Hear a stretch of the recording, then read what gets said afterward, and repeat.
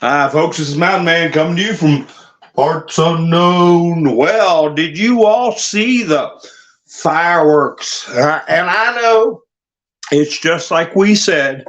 They were scheduling this Engoron decision, going to take 350 or 60 million from Trump and kick him out of New York. Well, they were talking about that a month ago. So I guess all the news stations are going to jibber jabber about that and not talk about what's happening in Georgia, which is an explosion, an implosion, a shocking turn of events, a double cross, a STAB in the back, right? I don't know if you all got to see it or not. Plus, Fanny's father testifying. Boy, did I catch something there. And I want to see how many people caught it too. But we'll get into that in a little bit. Let me see you all's coming in. How you doing, Sinson? Mary, Susie, Gary. Nice to see everybody. Diane. Hi, Nikki. B-Dog. Damon. We got everybody rolling in. Alan's here. Diane. We got, how many Dianes we got? Let me see. However many's out there. Fancy Oak. Search for the truth. All right. Nice to see you, Mary. Yes. While you're thinking about it, when you come in, hit the thumbs up button. Helps the algorithm go and in rhythm, right? Melinda. David. KNS. Single songwriter, Jersey Joe. Boy, it's nice to see everybody coming in. Okay, let's see. M. Yeah, Rand Paul. Remember one time Trump said he's going to hit him from the top, from the bottom, from the left, from the right, and right in the, and he used the F word. He said right in the effing middle. That's what it seems like now. Because remember, everything doesn't, have to be personally said and done by Trump. But it's all part of the program. So what happened today? Hi, Yvonne. Oh yeah, Melinda. He was talking with his daughter and her. And the lawyers before the trial. But no, why would you accuse them of breaking the rules like that? Well, I tell you, just showing the modus operandi too. Modus operandi. They've been using since the 1960s. This Acorn and the Weathermen and the Black Panthers. That's the pedigree of that crowd. Hi, William, the dude. How you doing? The dude. Nice to see you. So, they had a character in there yesterday that was a partner of Nathan Wade. And he kind of gave some, like a, tepid testimony. And he said, well, I was told by, if y'all remember, I said last night, he was told by a quote, lady at the bar, and not the bar you go up to get a scotch, the bar association, that he couldn't say anything or it was violating attorney-client privilege and he had to be quiet about this and quiet about that. Well, he came back today, and boy, I bet he wished he'd have stayed in bed or called up and got a doctor or something to scribble out a note, because he had a bad day. He had a bad day. And the question is, I've got his picture on my thumbnail. Question is, did they mean to do that to him, or did they just plan their aggressive offense?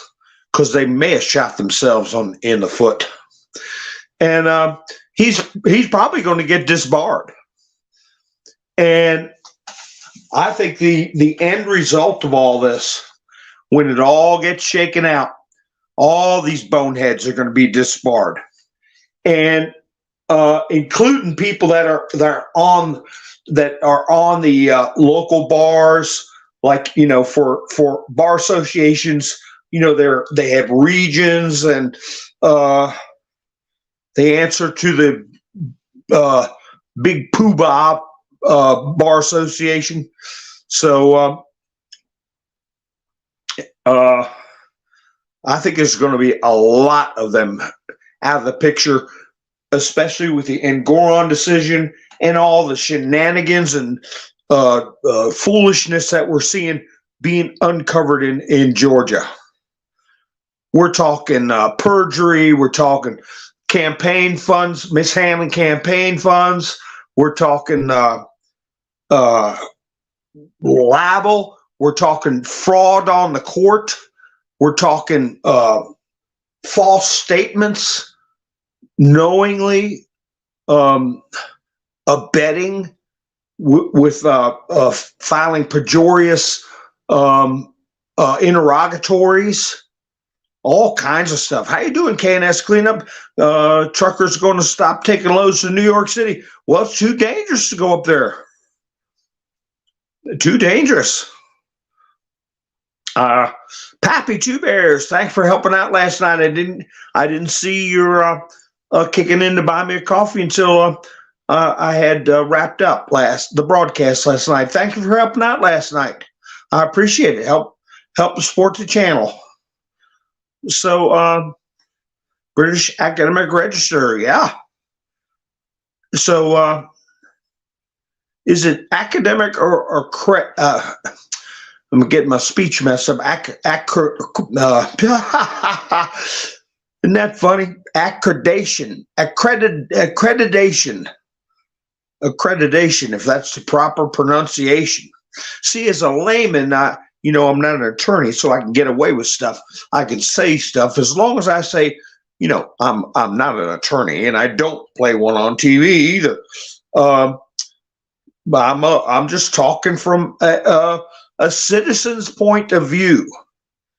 And I think we've got to give this entire legal system, from the universities right on up to the top judgeships, an enema, legally speaking.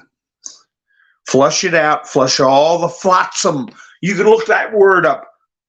FLOTSAM, flotsam and jetsam, JETSAM. I'll put those as my titles one day, flotsam and jetsam, because that's what we're dealing with. Single songwriter, let's see. Oh, yeah, the Haitian freedom fighters, yeah. Well, we're going to hear something about that situation with the Clinton Foundation in Haiti.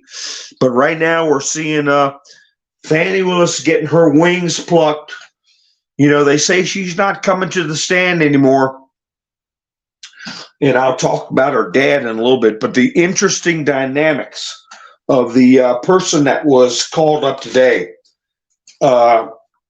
his name was Bradley. His last name was Bradley. He was a no-show earlier today. He was coming back for, I guess, redirect or something like that, or they were going to get some clarification about his claims of attorney-client privilege or whatever. And turns out, well, he wasn't there. And the judge said, well, where's he at? I think somebody said he had a doctor's appointment or something like that. When you've been called into a court case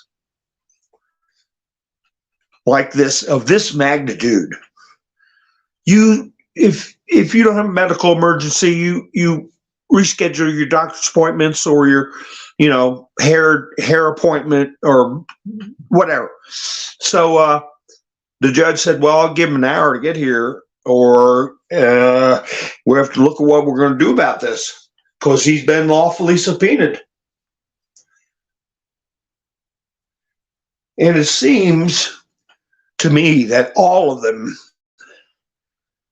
in this crowd, the Fannie Willis crowd, because this Bradley guy was signed up as I call them legal mercenaries. You know, they signed contracts just like Nathan Wade did, just like all the other air quotes prosecutors on the this Trump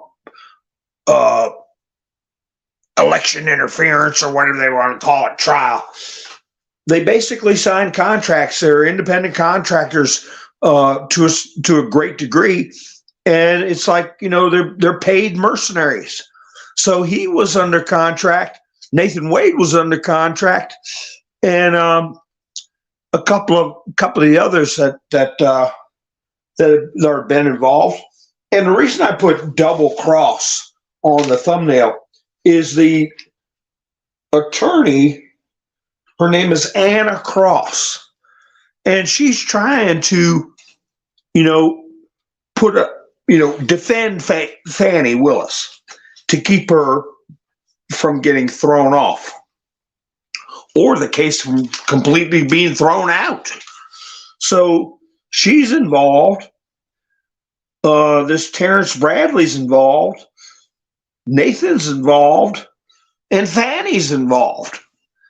And Fannie was the main allegations, or one of the main allegations, was she was unjustly enriching herself by benefiting from a vacation kickback or caviar, whatever else she was bragging about, her Grey Goose vodka and cruises and island hopping and all that stuff. But Nathan was getting contracted payments for his work, air quotes, work on this case involving Trump. And it seems to me like they're forgetting the gravity of this case, what I was going to say earlier. They're talking about, they're attempting this novel approach, legal approach of prosecuting a president. They can say, well, he's not president anymore. Well, it's never been done before, and what they're doing is going to be consequences, and they don't realize the severity of the consequences they're facing, and they're treating this we're treating it in a very flippant manner. But as this case was going on, you started getting into all their dopey bookkeeping practices or lack thereof. And she exposed herself about campaign money, $50,000 from her campaign. She supposedly took cash home, stacks of cash, and then she walked that back. Well, the most I ever had was $15,000. And that brings up questions that right away people say, oh, they're getting in trouble with the IRS, they're going to get in trouble with this, they're getting in trouble with that. Well, they probably will. But the thing is that this is uncovering all the nonsense. I mean, they put people in jail for years. I mean, a husband, a wife, some, lady working at the library, that made a mistake with a check or something like that. They put them away for a long time. And here they are, all their dirty laundry's getting shook out for everybody to see. And this Bradley character, he finally showed up. And before he got there, we'll talk about these two after I talk about Bradley. But you had the former governor of Georgia come and give some testimony I found interesting.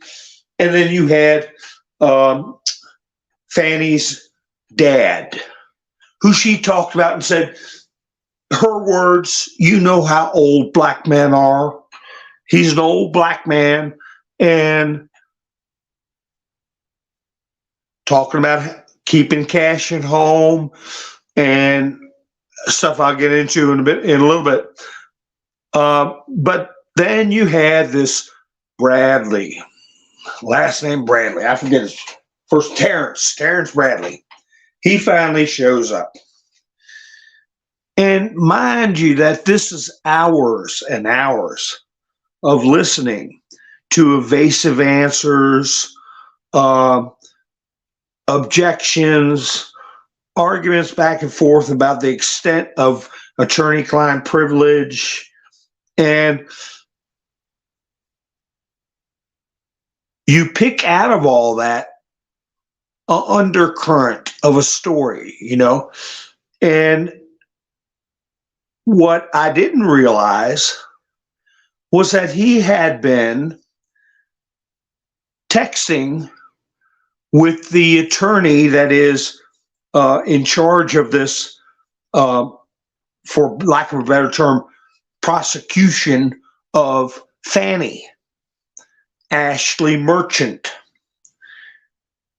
And apparently he tried to erase, you know, one or more of his text messages and tried to downplay the significance of what he was saying in the past to Miss Merchant about Fannie and Nathan. So what Bradley said yesterday, he was intimating that he had felt uncomfortable with the warnings he was receiving. I guess that's the kind of terminology you would use if you don't want to say you've been threatened by somebody else, where they were calling him and saying, you better not say anything about Nathan that's going to give up the game. You got to remember your privilege. Remember your privilege. Well, this time around, he gets asked about that, and he said, "Oh no, I never felt threatened." And well, don't you remember you were talking about the phone call you got right away, telling you to remember your privilege, the privilege, attorney-client privilege? Oh no, I don't. No, it was a good phone call. You know, we just talked about this and that and stuff. So Ashley Merchant was showing the text messages between them prior to them getting there. He made every effort to avoid being in a situation where he would say that he had knowledge of Fannie Willis and this Nathan character having a relationship prior to 2022, I believe, and seemed to be playing ball. And the judge was even going along with a lot of stuff about the attorney-client privilege and not letting things be asked and saying that they fell under the blanket, so to speak, of attorney-client privilege. And all this time I was thinking, what happened to the likes of Peter Navarro, attorney for Donald Trump, getting jumped at the airport and getting his phone yanked out of his hands, and just now got convicted of some stupidness he's supposed to spend a couple months in jail over. Oh, and the lengths they're going to keep Nathan from even discussing anything about Fannie and, I mean, not Nathan, but Bradley, from discussing anything about Nathan and Fannie. So you see a big difference there. And I'm saying, well, this is all getting whitewashed, and somebody got to him and hammered out what to do, and it's all going to go into the judge's private chambers. They'll talk about it in private. It'll all be sealed. We won't get to see nothing like usual. And then for some reason, this Anna Cross gets up to do a cross-examination of Bradley, Mr. Bradley. And she says, what happened when you left the office, Nathan Wade's office, your partnership, and brought up S3 actual assault. I mean, people were gobsmacked. I was watching live Robert Gavoya. Then after I watched that live to its conclusion, I went and watched How Viva Frey. Those are two channels I've recommended in the past. I'm glad I watched Robert Gavoya because Viva was eating a sandwich or doing something, and he didn't really dawn on him the magnitude of what happened. You go through hours and hours of these boring hearings where you have really smart attorneys trying to get around these attorney-client privilege arguments to get to the truth. And sometimes it works and sometimes it doesn't. And it gives you a headache watching for hours. And then all of a sudden, pow, comes this smack upside the head from the ones who are supposed to be defending Fannie. This guy was playing ball. Now, he may have done something stupid about his text messages in the past, but he was playing ball with covering it up. Well, she blew the lid off of it. And he said, no, I don't remember it. Well, yes, yeah, I do remember now. She said, didn't you have to pay somebody $20,000? He said, well, no, I left some money in an escrow account that belonged to me when I left the firm, but I can't say I don't know that and then she said, well, finally, she said, didn't the employee that said you assaulted them, didn't they get the money? He said, yes. And then she brought up a second assault.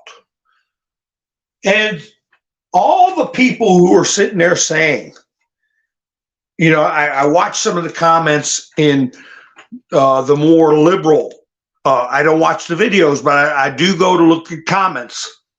All the ones that were saying Fannie Willis's personal business with Nathan, it shouldn't be brought up. This is all ripoff. It's Donald Trump trying to get out of trouble. All them flip that around, start going, well, why are they bringing this stuff up about Nathan, not Nathan, but Bradley and whatever problem he had with a woman? They apply the same thing. Wait a minute. The guy was saying that the reason he left the firm he could not discuss because of attorney-client privilege, and many of the other things he was applying attorney-client privilege were obviously outside of that umbrella. And the judge said, his character, his credibility, he was impeached, and he was impeached by the side that's supposed to be helping Fannie and Nathan. And he was running cover for them. Now, whether it was because he was threatened or not, the fact of the matter is he was running cover because his past text messages discussed them having a relationship well before 2022, when the contracts were signed and the divorce papers were served. And it was just, you could see the look on his face. He was gobsmacked. He couldn't believe that they did that to him. And then Ashley Cross, the one who did the double cross, tried to repair it when the judge said, wait a minute, you will open the door to a whole lot of things. I mean, something we sat there I did today and watched for hours and hours of people just trying to get a straight answer. And they weren't getting anywhere. Now, all of a sudden, the door's been flung wide open for penetrating questions, for lack of a better term. Oh, holy cow. Oh, hi. Thank you, Mary, for going to buy me a coffee. Mary Freeland, thank you so much. I appreciate it. So, let me see. Here we go. I'll see. Mighty glad I'm sounding like myself. Okay, I'm glad I sound better because you still have a little feeling in your head and throat. I don't know how I sound, but thank you, Mary. I'm glad I'm sounding better too. But anyway, so I guess it dawned on Mrs. Cross that she did something screwed up. Hours of work to keep information quiet. So she said, no, attorney-client privilege is just about a single matter. The matter. If you watch the last 10 minutes, 10 to 15 minutes, when Terrence Cross is on the stand, you'll see the entire collapse of this house of cards. And her argument didn't fly. The judge was like, no, it's all opened up now. And right away, the Trump attorney I really like, what's his name? Steve Sadow. He gets up and says, my question to you now is, when did you first learn that Fannie Willis and Nathan Wade were having a romantic relationship? And the judge was like, well, now we're going to have to go in camera and discuss this. He wasn't ready to let it all blow out. It was later in the day. I mean, open that big can of worms. So there's going to be more people on the hot seat.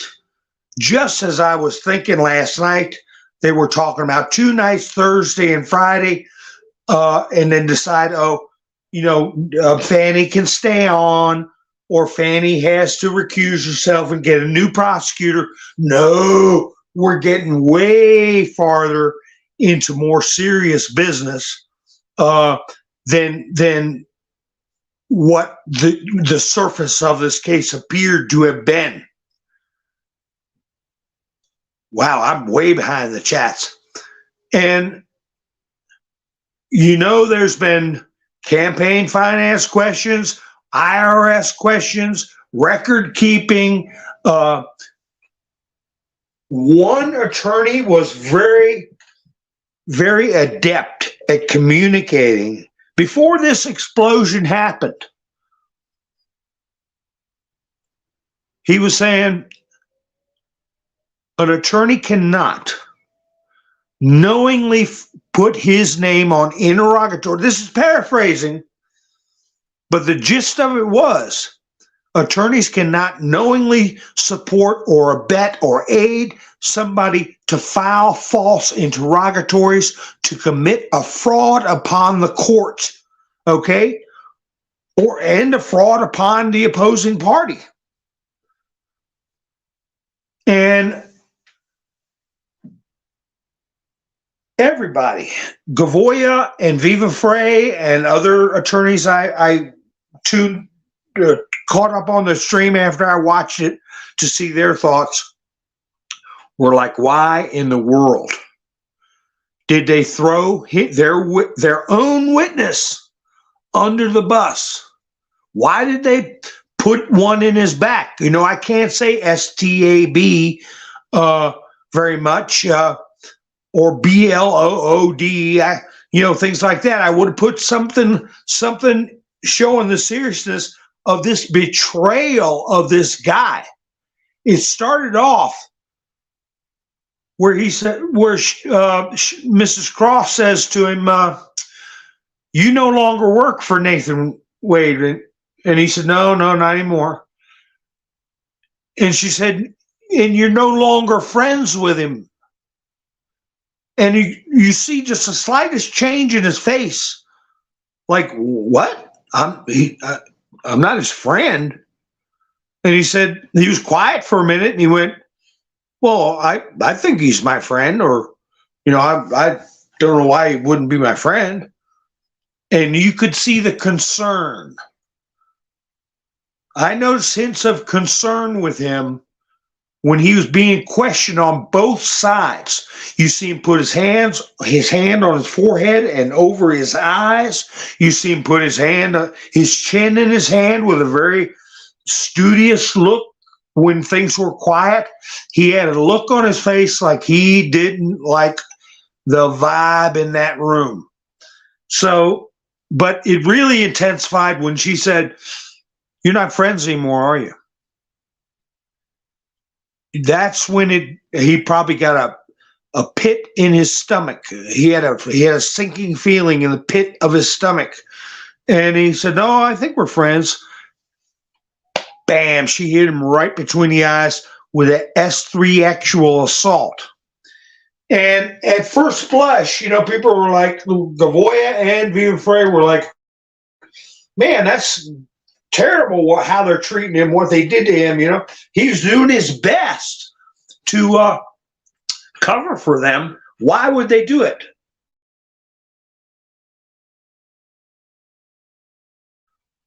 Well, my end analysis, I don't feel sorry for him one damn bit. I don't feel sorry for none of them, because I put in my thumbnail, Letitia James is next. All of these characters we've been watching who have been supporting this fraudulent case and all other fraudulent cases who have participated are going to get the same feeling in the pit of their stomach. And I don't feel a bit sorry for a damn one of them.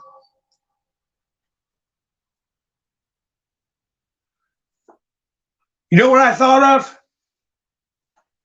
I thought if I could have been standing outside when he come walking out, I felt like the name of the so-called victim that got $20,000. What was her name? I wrote it down. Rodriguez, Anna Rodriguez.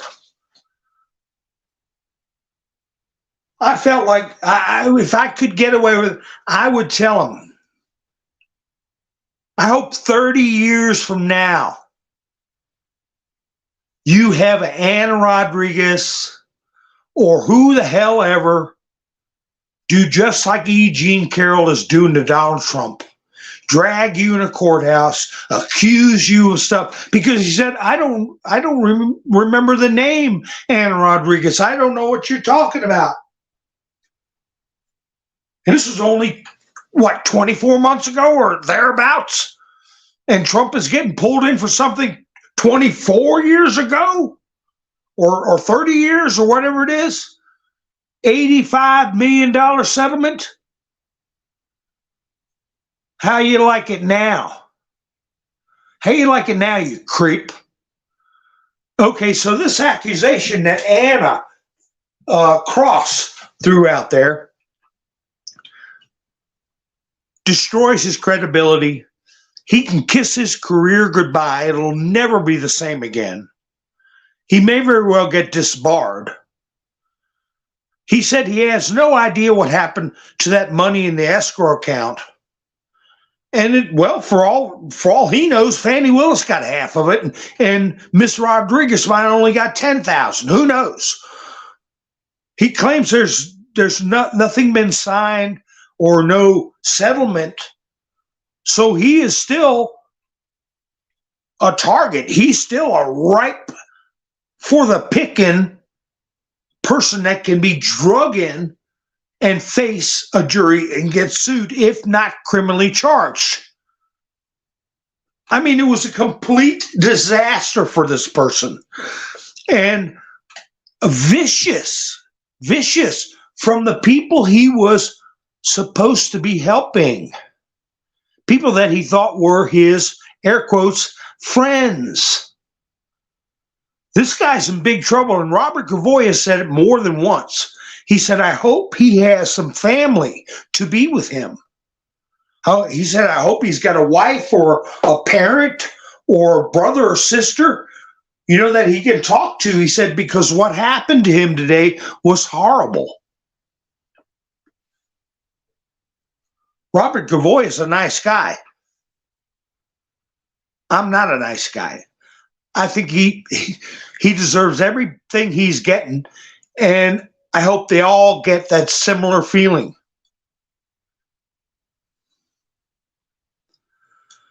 Yeah, I saw a lot of people were putting stuff up about her dress, Fanny's dress on backwards. The swamp ass tributaries. Hi, Georgia. Kicking Bird, how you doing? Jax, how you doing? Yeah, a lot of people put that up. Black Tea News put it up. I've shown some of her posts, and I think, oh gosh, I can't think. I saw a lot of pictures of that. That's right, Gary. And at the end of the day, it'll allow Mr. T to bring the receipts. I'm going to keep talking about this. That's right. It does smell very Clinton-esque. I got a lot more to say about this trial today, but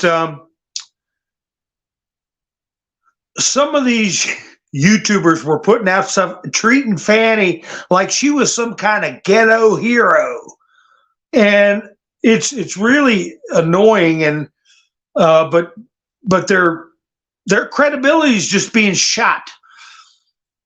And I am going to make a list. I'm going to make a list of these attorneys that are putting up YouTube bashing Trump. I think every damn one of them should lose their license to practice if they have one, or be disbarred from ever practicing. I think their whole audio files should be gone over for libel, inciting vitriol, repeating slander and libel, repeating lies or disinformation or misinformation knowingly. Anybody doing something like that, they should be disciplined very harshly. We don't need this in our country. So, yeah, Nathan, I don't want nothing bad happen to him. I am afraid, which, I wouldn't want something to happen to him or anyone else, what they tried to do to Alex Jones and what they're trying to do to Trump right now.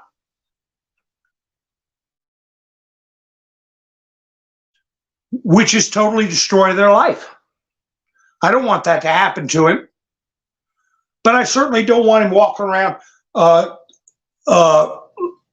holier than thou or superior to anybody else, or getting respect from a system that was built by patriots.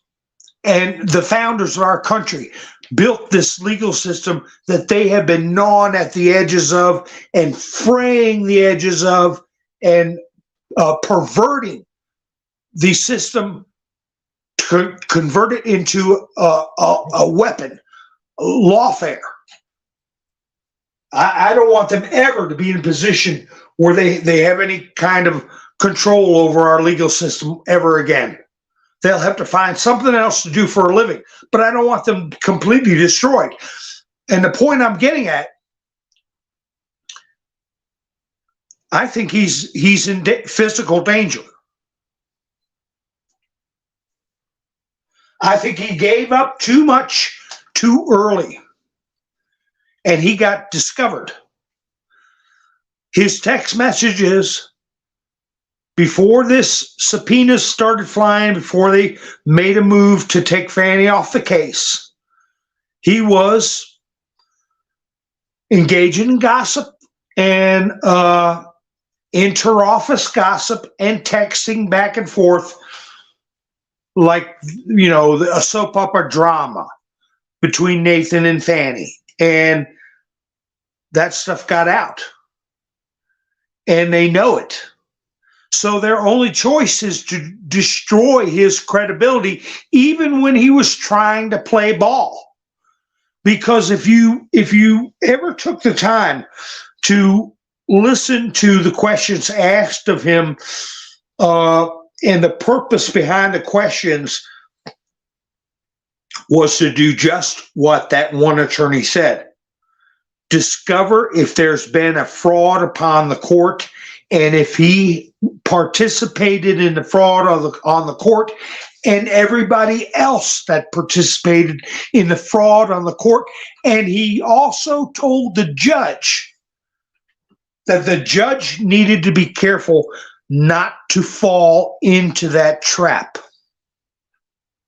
That was a very nice way of saying, you, as a judge, you don't want to have a reputation for having knowingly or unknowingly participated in a fraud upon our judicial system. And that, I think, applies to every case. Judge Engoron, Letitia James, the one with Stormy, Fat Albert, all of them have that same legal principle and warnings that that guy put out today.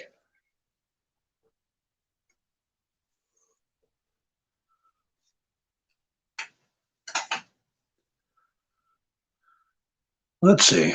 Let me just check the chats here. That's right. He let Daddy Fannie was working in Hollywood. I'll get to him in a minute. He was a Black Panther, okay? And he's 93 years old. 93.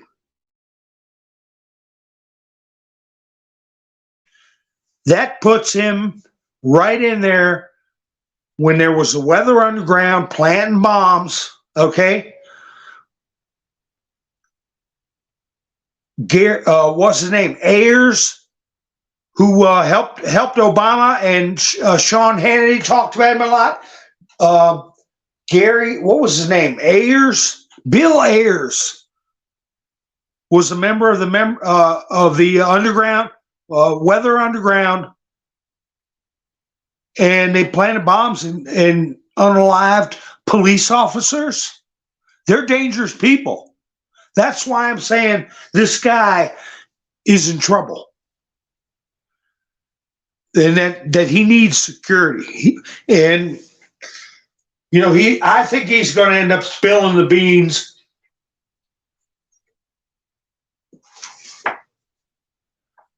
And I'm wondering if the Anna Cross, if she wasn't a white hat in disguise. But they are so arrogant and aggressive. They might have just decided that there was a hit put out on him as far as his professional. His livelihood. They put a contract out on his livelihood to discredit him because they felt because they got to see the text messages he sent to Merchant, the blonde, and they probably figured there's no way he could rehabilitate himself and no way he could hide from the truth. Fraud upon the court that he knew about. Nathan was committing a fraud with his interrogatories concerning his wife during the divorce. They knew that Fannie was committing an ongoing fraud with her representations right up to the minute. And the only way they could mitigate his damage was to destroy him today with that disclosure of S3 actual assaults. They said 2, he denied all. But he is a wreck. He's a wreck. So the next thought is, okay, you haven't given him any reason to continue the facade. He's going to come clean. Well, what's going to happen? He going to fall in the bathtub? He going to decide he's had enough? Going to get Arkancided? I'm telling you, it's serious. He's going into the weekend. His subpoena's still active. He's got to appear. I don't know if they're going to have another hearing Monday, but they're going to have one very soon as the court opens back up. But this father gets up there and talks about this. This shows modus operandi of their methods. These are the pedigree, and I've talked about that in the past, pedigree. Their philosophical pedigree is this aggressive Marxist communist stance, okay? They are Adolf, okay? They have the same philosophy as Adolf, but in blackface. They just have different groups. Adolf hated the Jews, right? Well, this bunch hates the pale skin, okay? And then if you got Klan members, they have the same philosophy as Adolf, but they hate people of color. You see what I'm saying? They all have the same political bent, but their modus operandi is violent, but they project it on others. And as this current Black Panther was saying, he was home with Fannie, and this is before Trump is indicted. He's claiming that there were, at 5 o'clock in the morning, a mob outside yelling the N-word and threatening them. And they had to call the police. And that every couple of days, the police would have to come up with dogs and sniff around the house for explosives. And that he would go outside and see the N-word spray painted on the house, along with like a word traitor spray painted on the house. And he cleaned it off. Then he called the police. I was thinking he was Jussie Smollett's grandfather.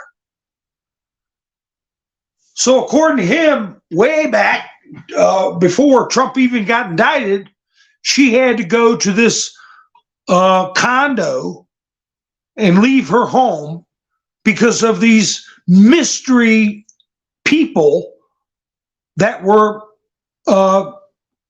committing these attacks and hateful slurs and threats. But you didn't see any newspaper reports about it. Nobody challenged him. Well, will we see a police report? Will we be able to get a record of what you're talking about? No, I think they had bigger fish to fry. Let him vent a little bit. But what did he say? Use of 3 for JEWS, dude. Use of 3. You can't just put that word in. I can say it quick once, but anyway, what did he say? He said he was planning on retiring for the rest of his life. That's what he said, in South Africa. But it didn't work out. Politically, he had to leave that country. What are you why? Hey, they kicked his ass, kicked his backside out of there. Why? Because of his ties, because of his writings, because of his philosophy. They got enough trouble over there. But he wants to go live in a country that Elon Musk, his parents had to flee. Nelson Mandela was a communist. South Africa went from what they called apartheid to communism. Yeah, there you go, dude. That's the way you do it. P3DO, you know. So anyway, what was he talking about his career? I noticed people noticed that he went to Hollywood. And many of you know that Hollywood is what a witch uses. They take a branch from a holly tree and trim it up, and that's what they use as their little wand. Hollywood. Sorcery, magic. So he's in Hollywood, but what did he do before that? He did a lot. But one thing that made my antennas go up, he was investigating. He's been an attorney.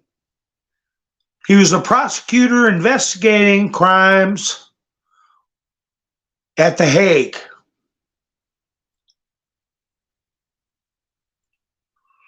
No, they don't send an email. They just take your chats down, dude. Or they suppress the channel or just shut the channel down. But did you guys catch what I just said? What he used to do? He came back to America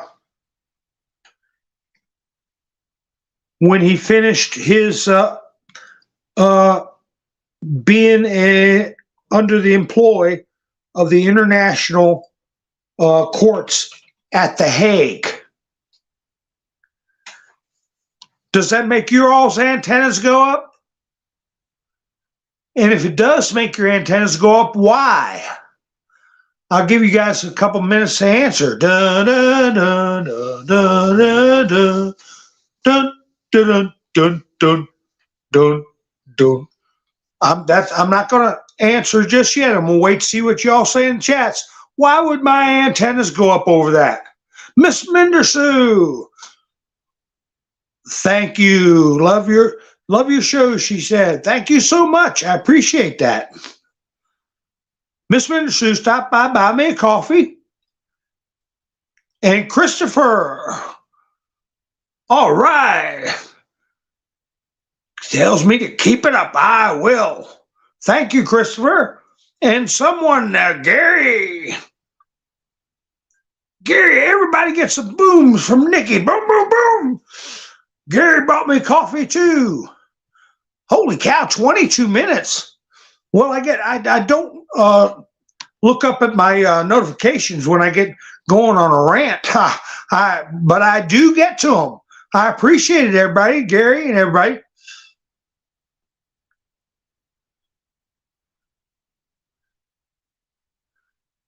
Let's see. Yeah, we don't know what they'll do, dude. You just got to think like, any words. That's why I say Adolf instead of his last name that begins with an H. I can't use that name. I can't use the word B-L-O-O-D. Remember when I told you guys that libel was very serious and that libel laws are very powerful? Remember when I said that? And I said there's such a thing called B-L-O-O-D libel. Remember when I said that, folks? It was the night before last, or maybe 3 nights ago. And I can't say the word B-L-O-O-D, libel. Well, I must be physic. I'm not kidding you. And I'll say it one time because I'm reading it from a post put out on Mr. T put up an article. Let me find it. Here it is. It's on Truth Social. I'll make sure I don't fall off here. Christopher said, I'm struggling on why he would be in The Hague. Yeah, there's the booms. Jersey Joe gave it booms. Dickie gave it booms. I'm on TV. All right, Debbie. I'm a star. That's right, Susan. He shouldn't be practicing in this country either. But he was practicing at The Hague, and my antenna shot right up.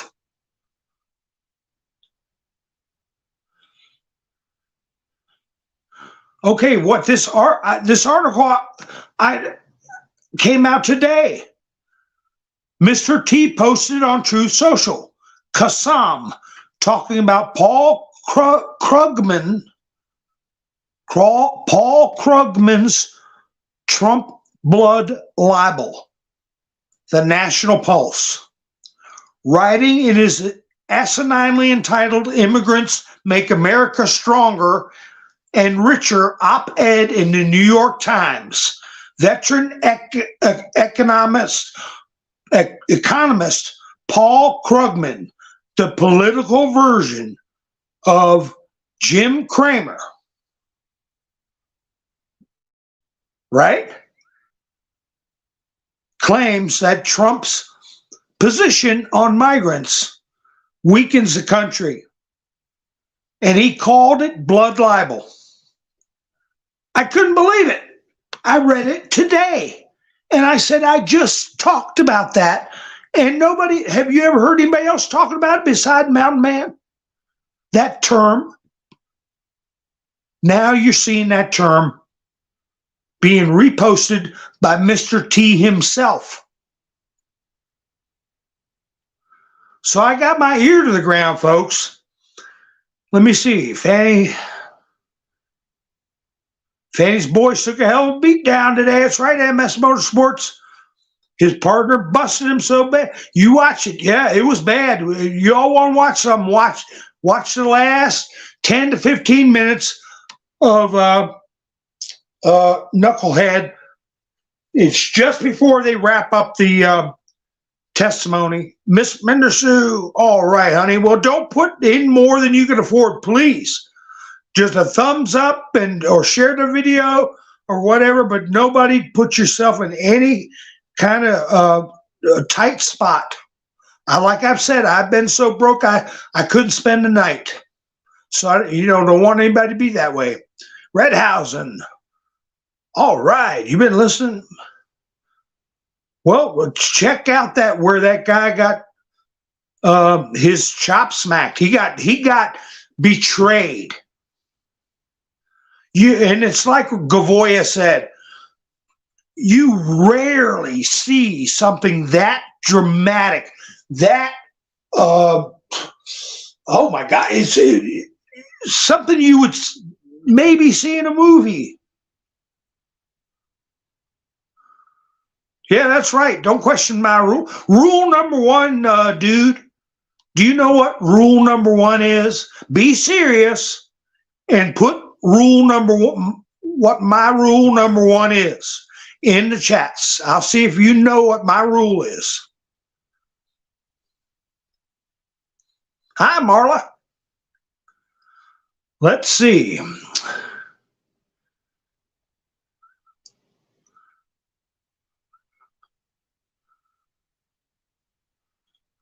Let's see.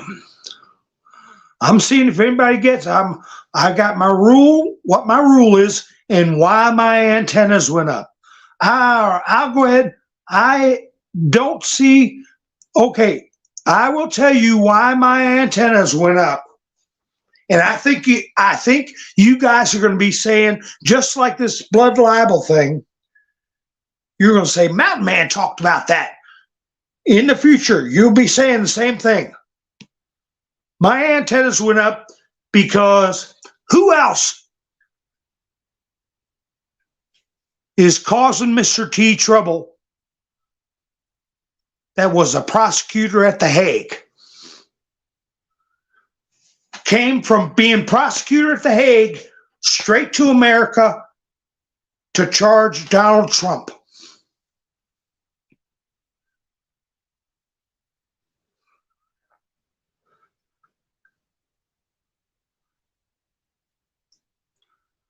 And I'll wait for y'all to answer that. No goggling, no goggling. Okay, I'll go ahead and tell y'all what my number one rule is don't break the rules. Just kidding. That's my number one rule. Don't break the rules. But anyway, the rules are simple. No foul language. Use no trigger words, and use numbers in the place of vowels for any words that you think could cause problems in the channel, or names like Georgie, Porgy, Soriosio. You spell it S0R0S, and everybody will know what you're talking about. Even if you just exchange one O for a zero, you don't have to do them both, just one. But you put that name in, or if you put that letter, the 17 letter in, you have to spell that C-U-E. I got a whole, Smith, Reba. Reba got it first. Mary got it. Single songwriter said Holder. A couple of us are Holder. That's a good guess. But Jack Smith screwed up some cases in America, got overturned by the Supreme Court 9-0. They packed him off to Paris, France, where he screwed around for years, didn't do a damn thing as a prosecutor with The Hague. I told you they're like worms in a clump of dirt, all of them. Okay? What are we doing with a person who's a member of the Black Panthers, a radical leftist organization? Somebody who supports communism and the bastardization of a society in South Africa, wants to live in South Africa instead of his own country. What do you think Fannie Willis is going to turn into? She's being raised by somebody like that. But you got Jack Smith and this character both working for The Hague. I'd like to see the time frames. I'd like to see how much interaction they've had in the past. They're all connected. These Harvard Marxist professors, Columbia, Berkeley, Stanford, those are names you're going to be seeing, universities that are going to get turned upside down and shaken out.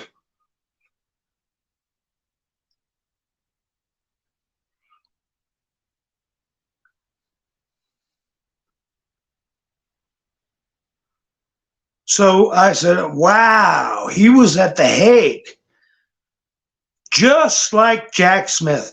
And his daughter is doing one of the major prosecutions against the President of the United States, Donald Trump, in Georgia. They're all tied together.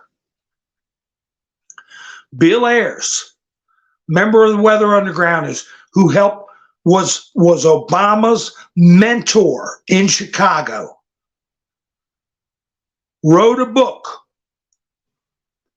and put Sirhan's name, the assassin of RFK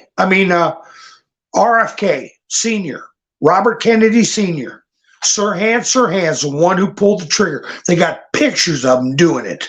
He's still sitting in jail to this day. And they said that on 9 and then 1/1, that day, Sirhan requested a television, never requested a television before, and he shaved his head bald and watched that television. And that event happened in New York.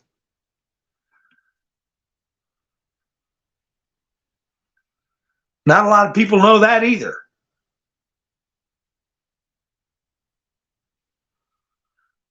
And that's true, Gary. Most YouTube channels are under the same restrictions. That's why you can't find anything on YouTube that talks about the stuff I talk about. Because if they don't put it in code or get everybody on board with the fact that we have to be a somewhat underground information highway on YouTube.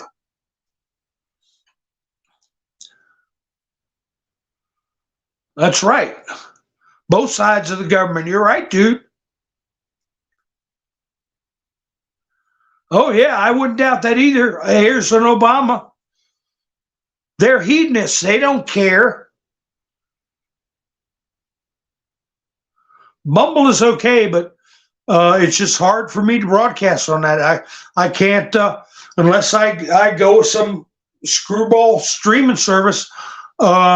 I need a server and all this junk to be able to see the chats, or I have a computer to broadcast on and then use my phone to look at the chat simultaneously. I can't engage, can't see what's going on. Rumble is based in Canada. Rumble does not own their own servers. They're technologically backwards and slow, and I think they're being sabotaged from within Rumble. Rumble is not anywhere near cutting edge streaming. No. They don't even automatically upload my videos anymore. They're saying they're having technical problems. Haven't uploaded my videos in a damn month. There's no excuse for that.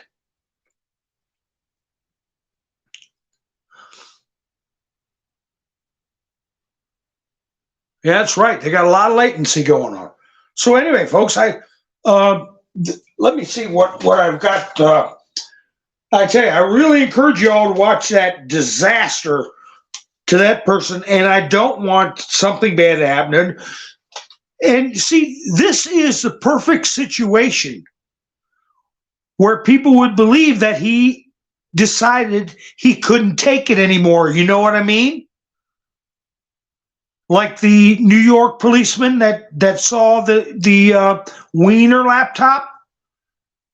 8 or 9 of them are supposedly ended their own time on this earth, and those 4 or 5 Capitol Hill police officers, a mass, you know what, aside. We're supposed to believe that? Well, this guy is in a perfect position. If you watch him, his emotion and the fact that his career was destroyed in a matter of minutes. And the day before, he was intimating that he was being threatened. He's a perfect patsy. He's a perfect patsy, and he's walking a very, very fine line And that is somebody they would say, well, he just couldn't take anymore and he ended it himself.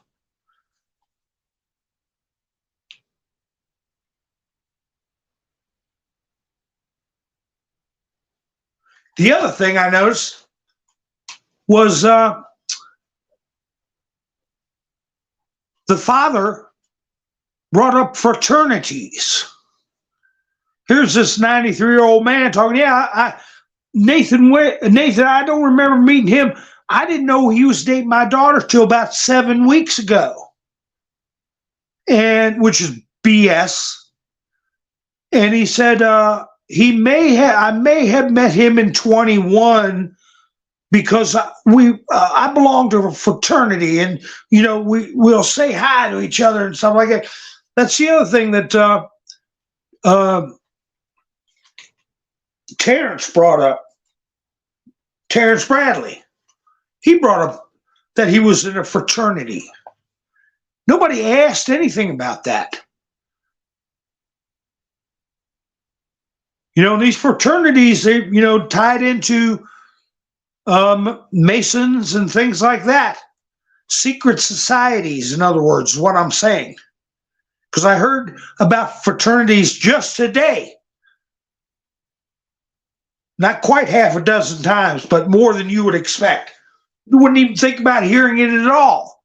What does that have to do with the price of tea in Mongolia, what we're talking about here? So it's little signs like that the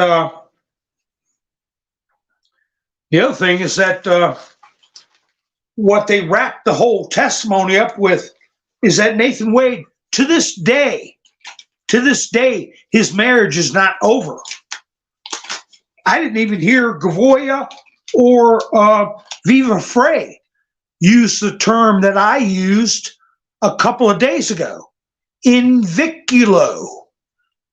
It ain't over until you get in your hands, signed by a judge, the inviculo, which is your final decree of divorce. You're still married until you get your inviculo. And they brought it up today, but they didn't use that term.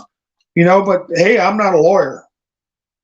They just say final decree. I was told many years ago, whatever term, final decree or whatever, no, it's called an inviculo. You have to have that. And your, I did notice it was about a little bit after 3 o'clock, about 3:05, 3:10, they were talking about the fraud crime exception to attorney-client privilege. If there's a fraud or a crime being committed, a attorney does not have to respect attorney-client privilege, and the court can force answers and pierce the protections of attorney-client privilege. And while that was being played, they were talking about false swearing. Okay, they were talking about perjury. While that was playing, the sound, the audio was breaking up. And I was saying, well, this is the kind of stuff people need to hear, because it applies not just here. It applies to the debacle in New York with Judge Engoron, which is supposed to be his final decree, which is being speedily appealed. But that case, that court and case and prosecutor is fraught with false statements, intentional fraud. And anybody working on that case, if they're not gathering information to help the prosecution of these individuals that are participating in this lawfare, if they're not helping, then they need to be charged or disbarred or both. and flushed out of the legal system. And I think that's what's coming, folks. I think it's going to be a mass disbarment. So they're kicking off the Letitia James case in the next, toward the end of the month. It's going to start. It's going to be a 6-week trial. So if they're knowingly, this is what we're learning from the Fani Willis case. If they're knowingly making statements or putting in filings that they know are incorrect or are criminal in nature, they're going to be in big trouble. Now, that governor that came in, he was 82. He was governor of Georgia for Governor Roy Barnes. He was governor in the 90s of Georgia. He's currently practicing law. He's making big bucks, and he's sharp. He's got everything going on, and he handles big cases. He handled a beheading case that occurred in Syria, suing over that.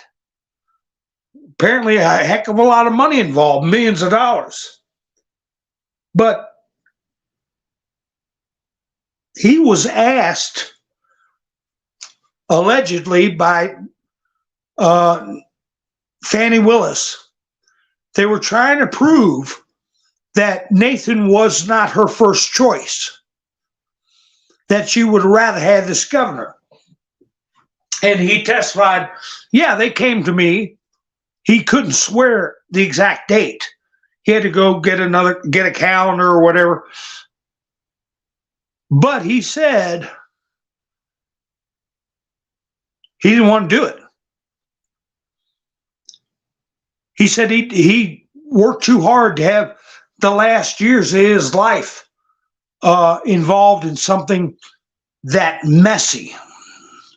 Now, they want to take the intimation to be that there would have been threats from Trump supporters and this perpetuating what Fani Willis was saying about her house being accosted by, in your mind, you're imagining hooded people,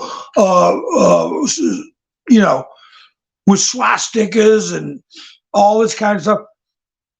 But no, I think he was saying, no, you ain't getting me in this. With the president of the United States, you think I'm going to end my career putting charges against somebody where I have to stretch the truth and dream up laws and file papers that I know are crap? You think I've done what I've done in my life to go through that? You're out of your damn mind. I think that if he could say what he wanted to say, I think that's what he would say. So anyway, I found it to be very interesting, and I know it's boring to watch that kind of stuff, but if you get a chance, at least watch that explosion. I mean, that stunning betrayal in the last 15 minutes. Yes, if you haven't already, please hit the thumbs up. And if you're not subscribed, please subscribe and hit the notification bell so you know when I go live. And I probably won't broadcast tomorrow night unless something big happens, like I wasn't going to broadcast Wednesday, and they put out this business trying to scare everybody about Putin the day he announces they're close to a cure for cancer. They say, oh, he's going to blow up the satellites.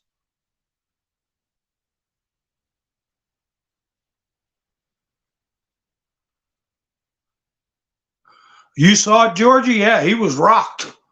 Well, he saw it coming. I was watching his face when he first got on the stand, and to show you how he tried to be on the same page as Fanny. At the very beginning, when Sedlow came up to question him, he said, "Why are you yelling at me?" And the judge right away said, "He's not yelling at you. He's just got a strong voice. He's got, he got a good timbre to his voice." Remember that timbre? Timbre. But that was the same thing Fanny was crying about. "Why are you yelling at me for? You don't yell at me." And it's the father was saying, "Well, the money thing, they established." The father admitted that the attorneys prepped him. His daughter's attorneys prepped him. He admitted that on the stand. That's called witness tampering. They were instructed not to do that. So he parroted the same thing Fanny said. "I keep 6 months cash on hand." He said the same damn thing. And he said, "You wouldn't understand it. It's a black thing." So keeping cash is a black thing for emergencies. All singing the same damn song.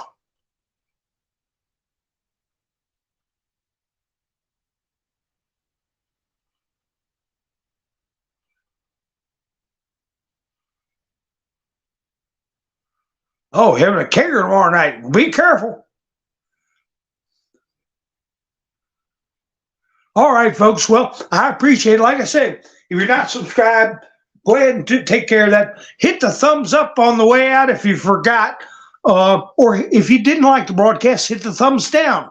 And I thank everybody who tunes in after the live stream also. And thank you, everybody, for helping me out on Buy Me a Coffee. My battery's about gone.